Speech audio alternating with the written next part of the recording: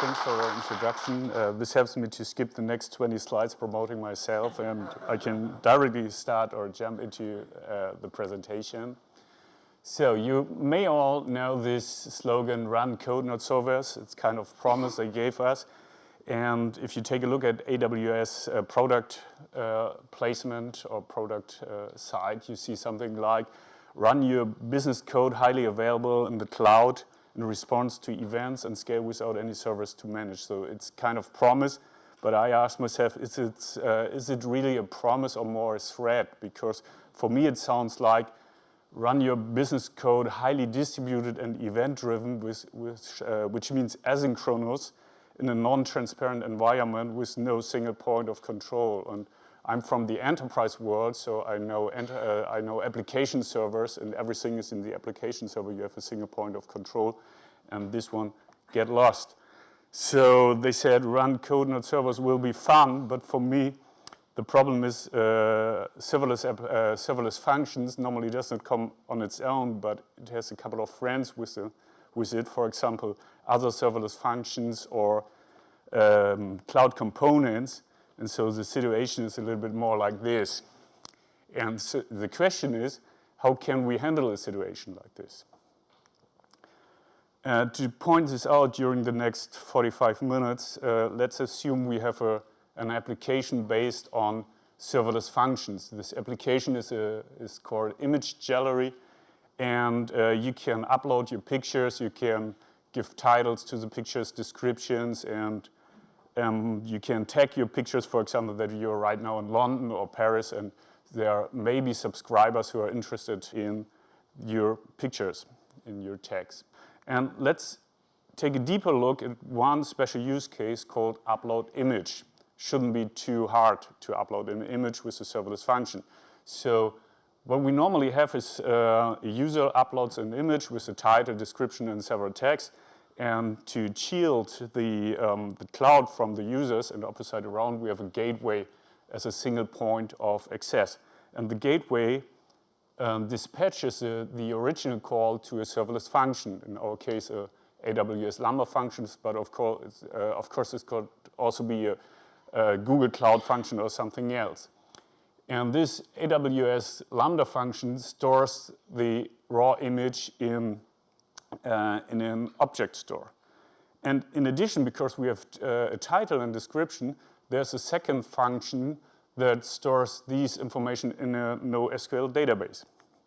And because this should be a kind of transactional, we don't want an image without a title, and we don't want title and description in the database without an image in the object store, we need something around this that is called step functions in AWS that manage these and may compensate any error situations. Okay, this is a simple use case to upload an image, or the simple scenario to upload an image, but normally we have some additional work to do. For example, asynchronous triggering the generating of thumbnail, or inform a subscriber who's interested in images of London, for example. And then we have more to do, for example, care about security, care about monitoring and logging, care about routing, and so on. So the question is, or what we see here, we have a very simple use case, and even for this simple use case, we need at least 4 serverless functions and a lot of cloud components where we have to integrate in. And the question is, what can go wrong in a scenario like this? And of course, many things can go wrong.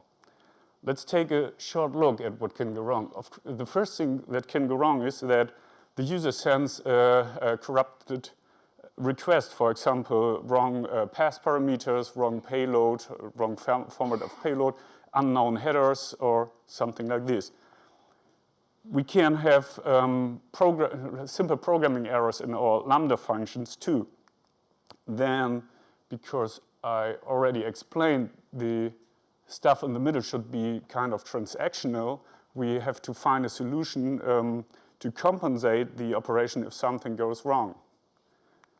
What else can go wrong? We have some asynchronous operations like triggering the thumbnail creation, and we have to find a mechanism to retry if the service in the backend cannot be reached. And after several retries and without any success, we have to find another solution, for example, a dead letter queue, where we can put the original event and work on it later on. Because the call itself from the user is synchronous, we can run into a timeout, and of course we have to handle this situation too. Then we can have problems with our security, with our routing, and with our gateway itself. Maybe we have a misconfiguration of the gateway, of the dispatching, for example. And because we are in the cloud, we can have several additional issues with the cloud itself, like the account limit exceeded of allowed function calls, like a cost explosion, like region problems because we host our application in region Europe, for example, and somebody tries to access this from region Asia, which may not be allowed, and so on and so on. So we could have lots of fun. To sum it up, we have several issues we have to keep in mind when implementing a serverless application, because it's not only about the serverless function itself, that the serverless function must be right, but as you see on the slide, there could be lots of things could go wrong. So in my opinion, the agenda of a real-life talk is not about how to develop serverless functions, but it's more about how to monitor and how to test and how to fix these functions, because it's a lot about integration or integrating the serverless functions with other components. And this is exactly the agenda for today, or for now. So let's start with how to monitor your serverless application. And when it comes to real-life monitoring, what should real-life monitoring be able to? It should be able to anticipate disruptions so that we can handle problems before they really cause some action. We should be able to identify the source of problems as fast as possible, and also be able to automate recovery or to automate recover the problems. Then, of course, we should be able to, or the system should be able to trigger alarms to human beings or to other machines, for example, another serverless functions to recover, to self-heal the system, if possible. It's also important to mention that real-life monitoring is not only about the typical technical issues like throughput or request per seconds or average request and response time, but it's also about business capabilities. So, for example, if you monitor the products per order or the average order value or the average order rate, and you see that there's a huge mismatch to the normal average value, there may be something wrong in your system. You will not find any errors in your error logs, but maybe somebody removed a button from the front end to do a checkout, and you cannot check out anymore. So people put a lot of things into the shopping cart, but nobody buys something. And if you compare these two business values, you see very, very fast, you will imagine very fast that something goes wrong in your system. Same for user experience. For example, the first contentful or meaningful paint, the first interaction, you can measure this with the help of JavaScript libraries, for example. So we have to monitor, to sum it up, we have to monitor much more information than only the typical stuff, durability, consistency, and so on. Okay, so when it comes to this well-planned monitoring, we should take various aspects into account, like reliability, usage, performance, security, throughput, and cost. And cost is also very important if we are going to the cloud, because the cost can explode, and you have to keep this in mind. The next question is, if we think about all these issues we saw before, how to do it. So this brings us to the 4 pillars of monitoring, which is logging, tracing, metrics, and alerting. And before showing how to implement these in your serverless environment, I will give you a quick introduction into these 4 issues. Logging, I think everybody of us knows logging. Logging represents the state of the application, and if something went wrong, we can take a look at the log and determine which state change caused the error. Tracing is more about a user's journey, so we record the whole user's journey and can use different traces to optimize our system. Metrics represents a single point of aggregated over a longer period of time or different spans of times. And in combination with the threshold, it can help us to build up an alerting system. So if we are over this threshold, we will send an alert to a function or to a human being. Keeping this in mind and coming back to our example, how can I implement this in my serverless world? And as you saw before in our simple use case, we had something like an object store system. We had several serverless functions, and we had this NoSQL database. And the first strategy is to do it by yourself. So all of these components are able to write information to the log, to a kind of universal log. And what we can do is take a look at this log. And of course, we can use the events when somebody some component writes to the log and catch this event and use a serverless function to analyze it.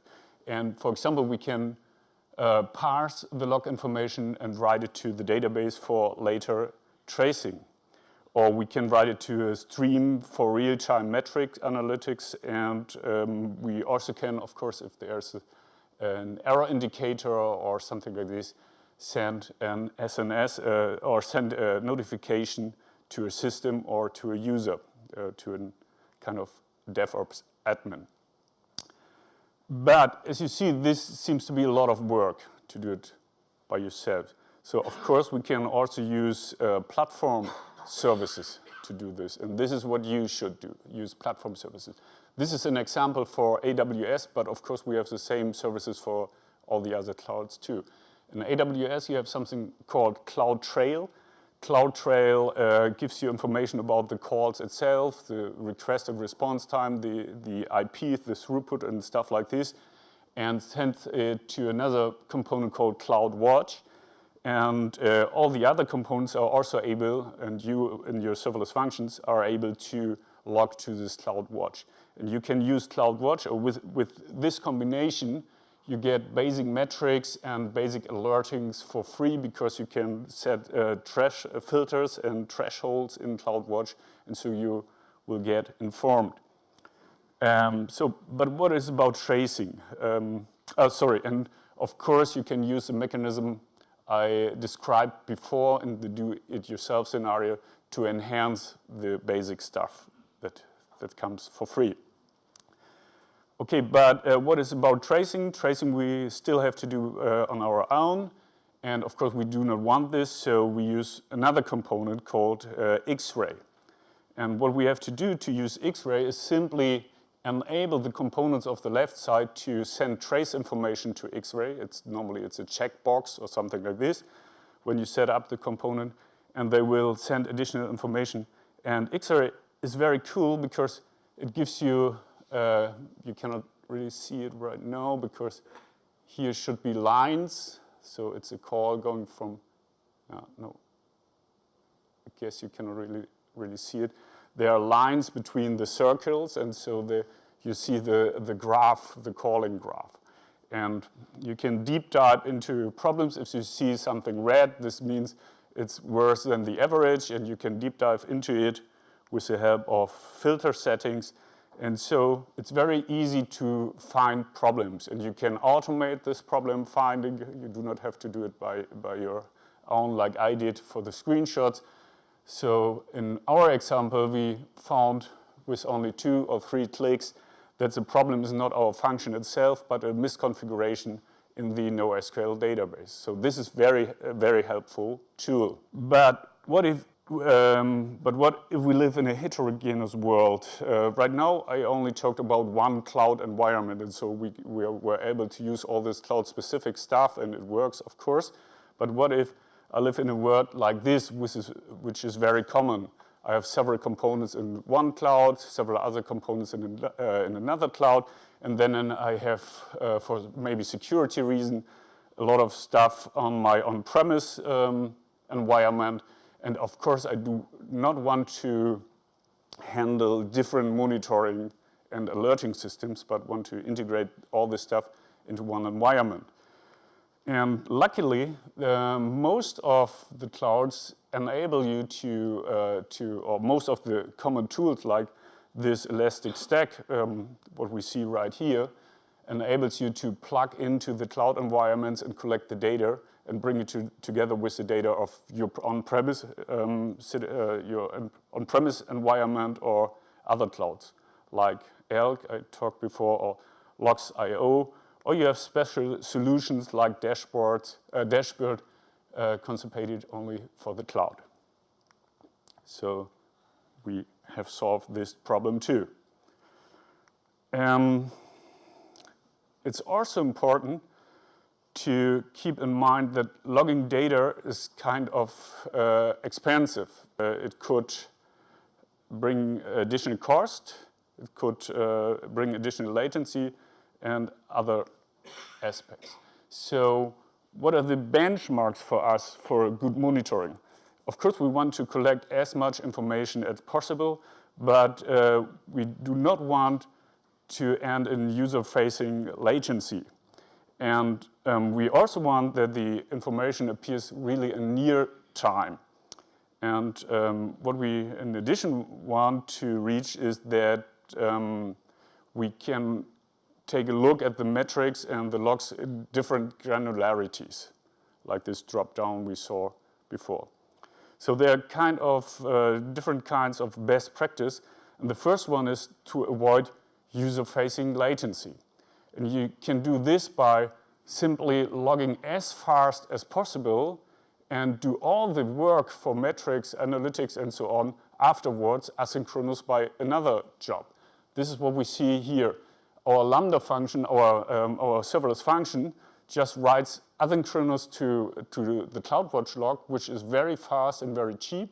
So this is where user latency happens. And afterwards, another Lambda function grabs the stream from the CloudWatch log and analyzes it and aggregates with our log aggregators or metrics or whatever. So this saves a lot of time for the user itself.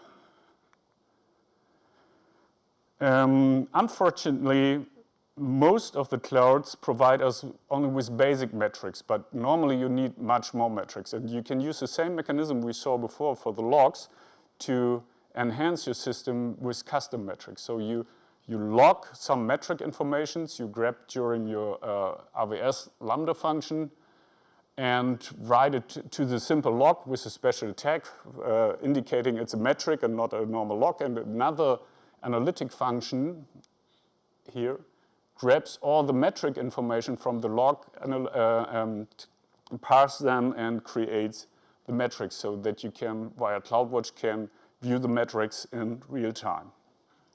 And this can be, for example, business metrics like we learned before, like this orders or items per orders or value of an order, average value of an order or something like this. We also want to avoid additional cost or unnecessary cost while logging. And logging in the cloud could become very noisy because of all this integration stuff. We need a lot of information.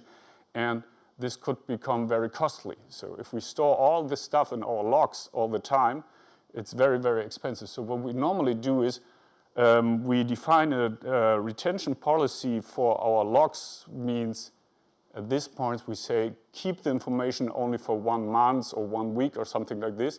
And after this we automatically store the information in a more cost-efficient way.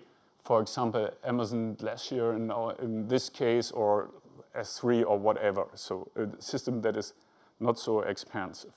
And if we need the information again in the future, it's very easy to bring them back or to integrate them. But this really helps to save some money. Next best practice is to give a correlation ID to every call or enhance every call with a correlation ID so you can collect or bring together all the tracing information afterwards. And this is not so easy as it sounds, because if you have a synchronous call, HTTP call, you can add a normal header information for the trace ID. But if you have asynchronous calls, you have to define a special event payload with metadata and define this correlation in this metadata. And every time an event occurs in your system, you have to pass this information, take the correlation ID, and if you send another event, you have to put this information into the next event and so on, so that you get a chaining of this correlation ID.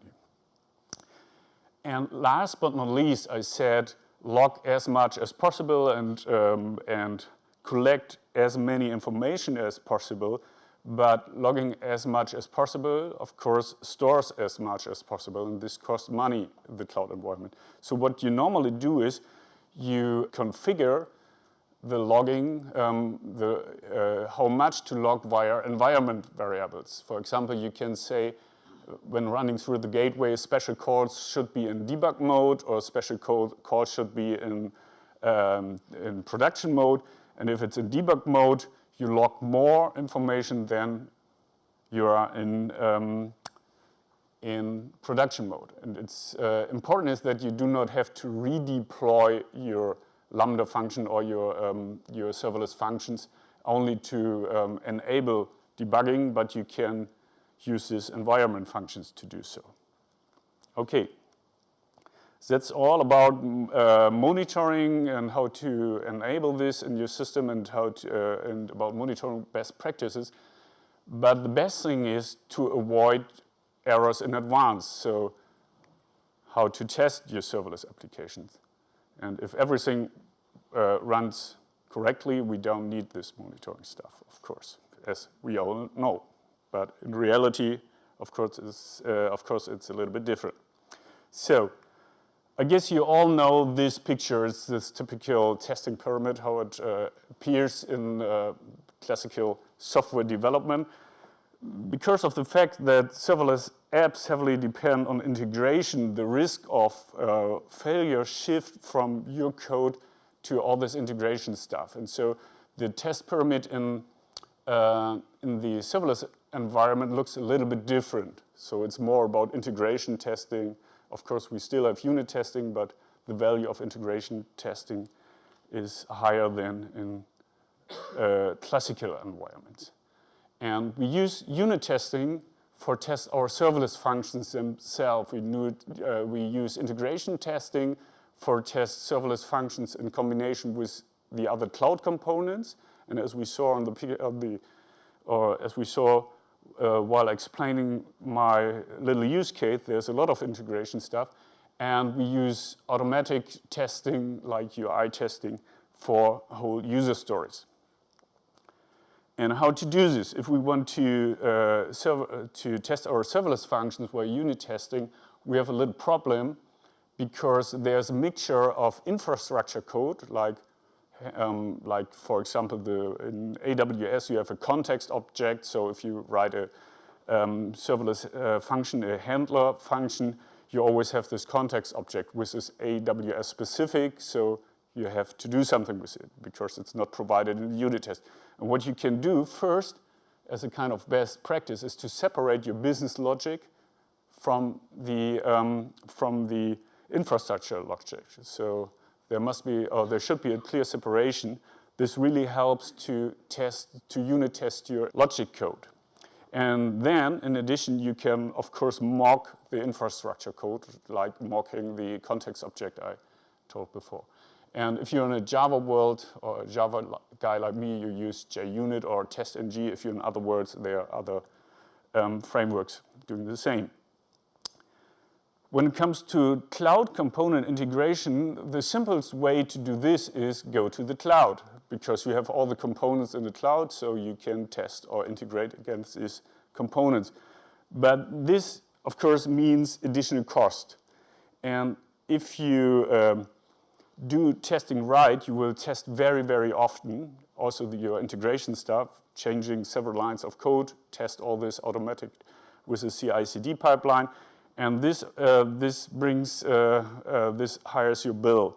And of course, you want to try to avoid this by also using mock or fake cloud components. And there are a lot of cloud components or mock cloud components for all of the clouds, not only for AWS. These are the ones for AWS, like DynamoDB local, which means you can locally install a DynamoDB NoSQL database. You have something like fake SNS, which is a mock service for notification. You have something like S3 server, which is an emulation of the object store on your local environment. So this is how you can do this. And what is about end-to-end test for user stories? Again, you can use a real cloud, and you should this at a certain point. I will explain this later on. But you can also emulate it locally. And in the AWS stack, we have several solutions like SAM Local, which is provided by Amazon itself. This is a kind of local runtime environment for your Lambda functions. There's no solution for all the other cloud components, so you can try or you can emulate how to trigger your function and how the function will react and trigger other components. But if you want to see if the other components work or if the integration really works, you need something in addition like local stack.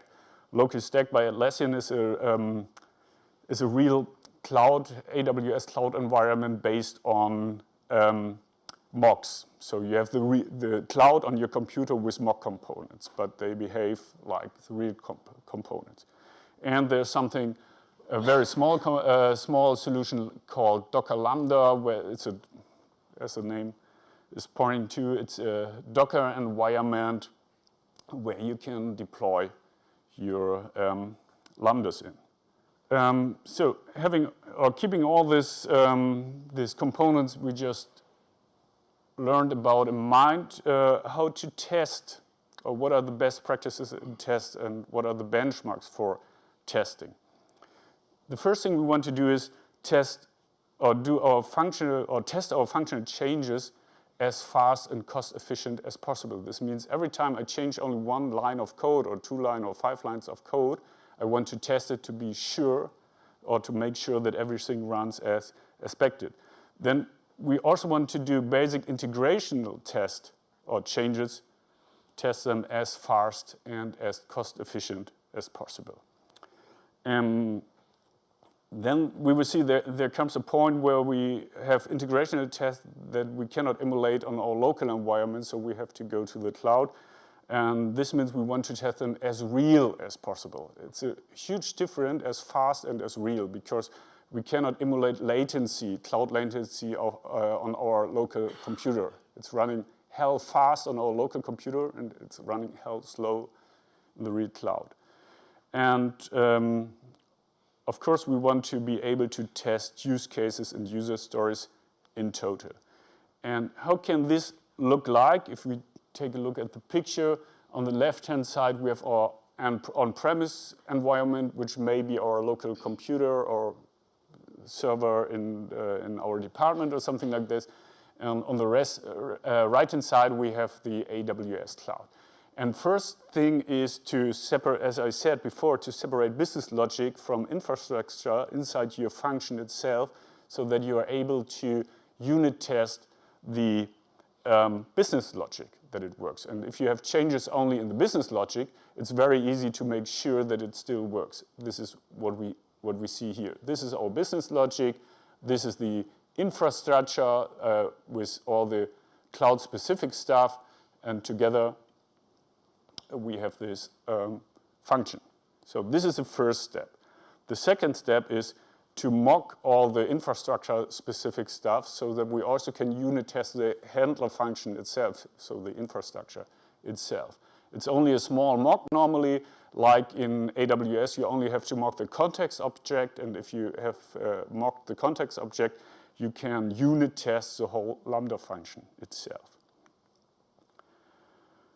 Then you can, in addition, use a local environment to test the function as a whole, not only the parts of the function, but the function as a whole. And as said before, you can use for AWS SAM local, and also for the other clouds, you have local environment that you can install on your computer and just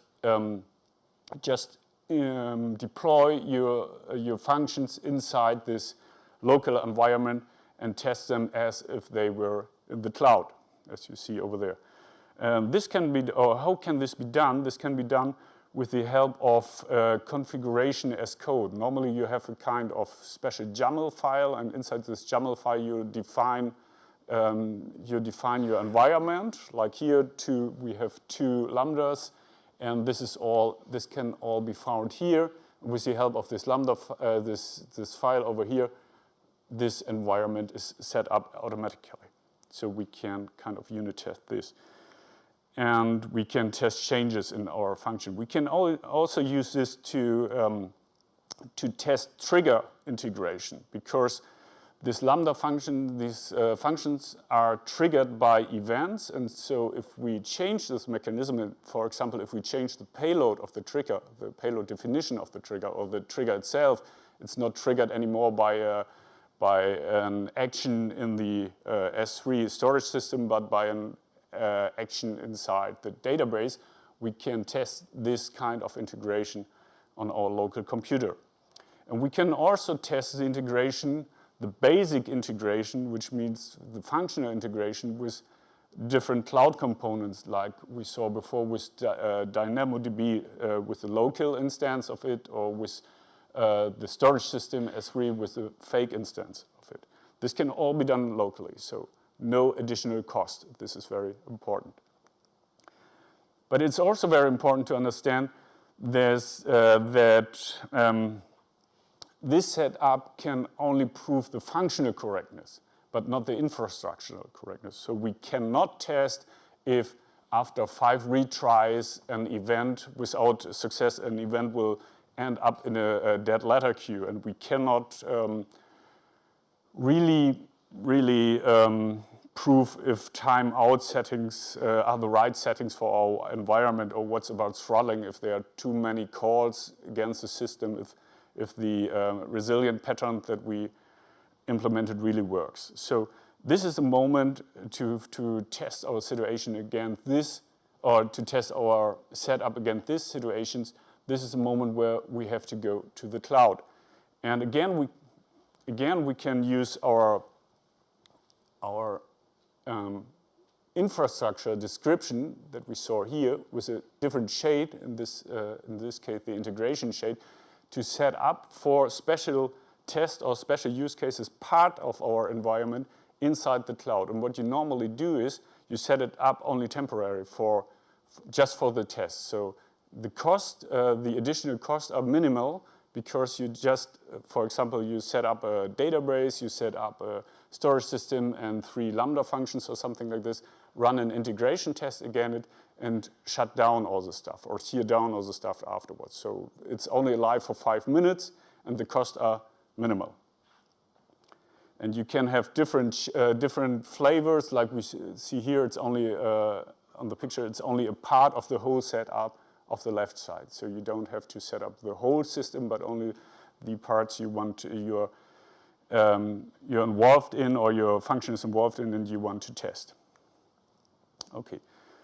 But then, of course, we have this end-to-end user test where we want to test in real-life conditions. And what we normally do is we set up a kind of shadow system, which is alive all the time, shadow to the productional system, which is alive all the time. And you see this, the right side is the whole system. And so we can do end-to-end testing. Of course, we do not do this testing every 5 seconds or something like this, but after big changes, or after right before we want to send a new version into production. Okay, so this is about testing. To sum up, real life or surviving real life serverless functions, as we learned, or as I explained before, writing the serverless functions is not the hard part, it's more the easy part, but integrating them in contrast with other functions and with all the cloud components, that's the hard part. And therefore, to survive this, we must be able, first of all, to avoid problems in advance, because we only have to care about problems that occur. That's easy to understand. So we have to set up tests on all levels, as we saw before. Then we must be able to anticipate disruptions in upfront, and this can be done by collecting and analyzing metrics. And if we analyze the metrics and have sinful thresholds, we can really, really fast react if the system is running into an unhealthy situation, and can heal the situation normally automatically without any human involvement. So, for example, we can scale, we can choose a different scale, we can choose a different setting for the database throughput or stuff like this. This may end in more cost, but will not end in user trouble. We have quickly to identify the source of problems, therefore we use the logging and the tracing as we saw before. We want to trigger automatic recovery processes, so we have to have a CI/CD pipeline to be able to do so, and we want to trigger alarms, and this means we have to establish an alarming system, of course, but we also have to think carefully about our thresholds. For example, if we establish a cost threshold for a certain kind of Lambda function or serverless function, and this means that we cannot go over, for example, 1 million calls for this function, but for some reason, it's Christmas and there are much more people buying things. Of course, it makes sense to upper the threshold for a special moment. And it makes no sense to not allow the users to buy something, not only because of the threshold. So it's very important to think very, very carefully about these thresholds. And in the end, it's all about automation. That's very important. If you remind the picture with all this moving stuff on it, it's not possible to handle this by your own, by just looking into the logs or looking into the metrics. You need automation. Without automation, you will be lost. And if you keep all this in mind, you end up like this. You can go to vacation, no servers, no stress. Okay, that's all from me.